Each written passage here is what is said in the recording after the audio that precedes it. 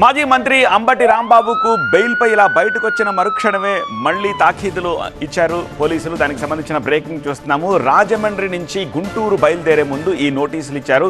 Section 30 అమల్లో ఉండగా ర్యాలీకి అనుమతి లేదు అంటూ నోటీసులు ఇచ్చారు. నోటీసులు సర్వ్ చేస్తున్న దృశ్యాలను చూస్తున్నాము. ఆ నోటీసుల్ని చదువుతూ పోలీసులతోటి ఆయన మాట్లాడుతున్న దృశ్యాలు. రాజమండ్రి నుంచి గుంటూరు వెళ్తుంటే ఇలా నోటీసులు ఎలా ఇస్తారు అంటూ ఆయన ప్రశ్నిస్తున్నారు. తనకు సంఘీభావంగా కార్యకర్తలు వస్తే తప్పేమిటని అంబటి ఆగ్రహం వ్యక్తం చేశారు.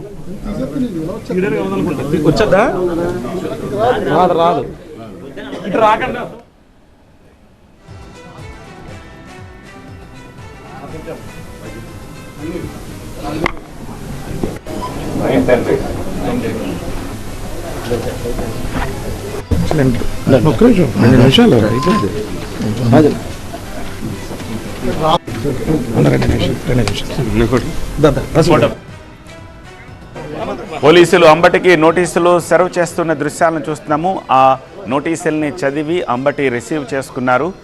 ఆ దృశ్యాలు కూడా చూస్తున్నాము.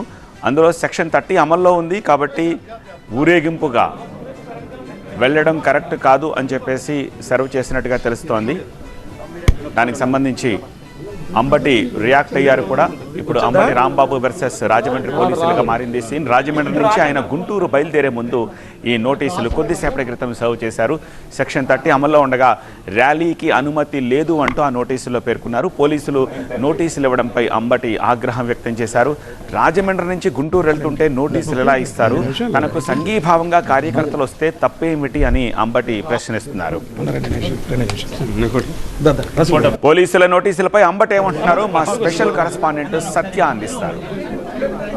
రాజమండ్రి సెంట్రల్ జైలు నుంచి విడుదలైన తర్వాత ప్రస్తుతం మాజీ ఎమ్మెల్యే జక్కంపూడి రాజా నివాసం నుంచి ఆయన గుంటూరు బయలుదేరినటువంటి దృశ్యాలు చూడొచ్చు. స్థానిక పోలీసులు ఆయనకి నోటీస్ ఇచ్చారు. ఎలాంటి ర్యాలీలు నిర్వహించొద్దంటూ కూడా ముందస్తుగా ఇటు ప్రకాష్ నగర్ పోలీసులు కూడా ఇక్కడ చేరుకున్నటువంటి దృశ్యాలు చూడొచ్చు. ప్రస్తుతం ఇక్కడ నుంచి ఆయన నివాసానికి బయలుదేరినటువంటి దృశ్యాలు మొత్తం కార్యకర్తలంతా కూడా చేరుకున్నటువంటి దృశ్యాలు కూడా చూడొచ్చు. స్థానికంగా ఉన్నటువంటి లా అండ్ ఆర్డర్ పోలీసులు ఇక్కడ ఎందుకు ఇంతమంది పోలీసులు పెట్టారనేది డిపార్ట్మెంట్తో మాట్లాడుతున్నటువంటి దృశ్యాలు కూడా చూడొచ్చు. జక్కంపూడి నివాసంలో ఉన్నటువంటి రాత్రంతా ఇక్కడ ఆయన బస చేశారు. మళ్ళీ ఉదయం చాలా రోజుల తర్వాత ఆయన ఇక్కడి నుంచి బయలుదేరుతున్నటువంటి దృశ్యాలు ఇవి. ప్రస్తుతం ఆయనతో పాటు మాజీ ఎమ్మెల్యే జక్కంపూడి రాజాతో పాటు కార్యకర్తలంతా ఉన్నారు. స్థానిక పోలీసులు ఇక్కడి నుంచి ఆయన తీసుకెళ్తున్న దృశ్యాలు ఇవి. ఇక్కడ డిపార్ట్మెంట్కి సంబంధం లేదు, వ్యక్తిగతంగా నేను వచ్చాననేది పోలీసులతో చెప్తున్నటువంటి దృశ్యాలు ఇవి. ప్రస్తుతం అయితే మాత్రం ఆయన కాసేపట్లోనే ఇక్కడి నుంచి గుంటూరు బయలుదేరబోతున్నారు.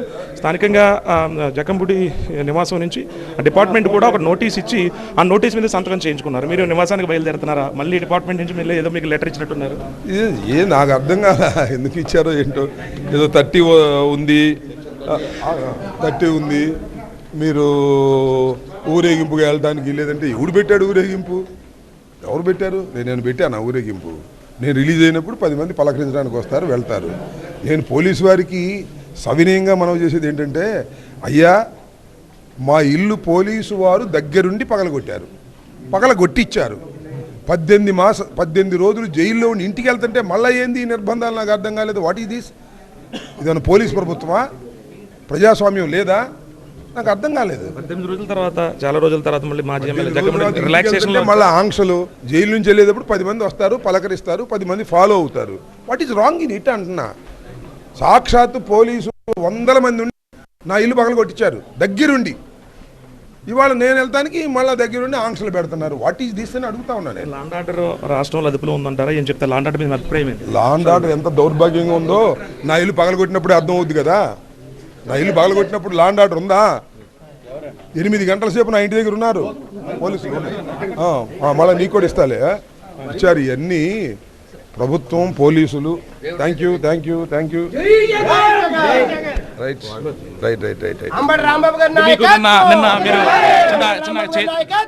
మీకు చేతికి గాయమైంది, ఆరోగ్యం ఎలా ఉంది? మీ చేతికి చిన్న గాయమైంది జైల్లో. నేను పర్ఫెక్ట్గా ఉన్నాను.